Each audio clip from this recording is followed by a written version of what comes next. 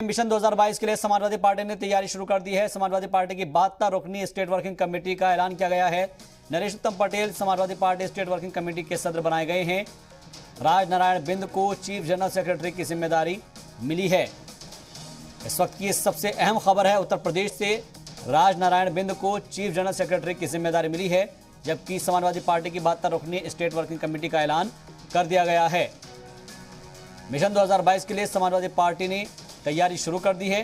Samajwadi party की 72 रुकनी state working committee का ऐलान किया गया है, जिसमें नरेश उत्तम Patel Samajwadi party state working committee के सदस्य बनाए गए हैं, तो वहीं राज नारायण बिंद को चीफ जनरल सेक्रेटरी की जिम्मेदारी दी गई है। 72 रुकनी स्टेट वर्किंग कमेटी का ऐलान समाजवादी पार्टी की जानिब से कर दिया गया है। मिशन 2022 के लिए समाजवादी पार्टी ने तैयारी शुरू की है और उसमें जो लोग शामिल है उनका भी जिक्र किया जाएगा, लेकिन फिलहाल नरेश उत्तम पटेल को Samajwadi party state working committee का यहां पर एक ओहदा दिया गया है।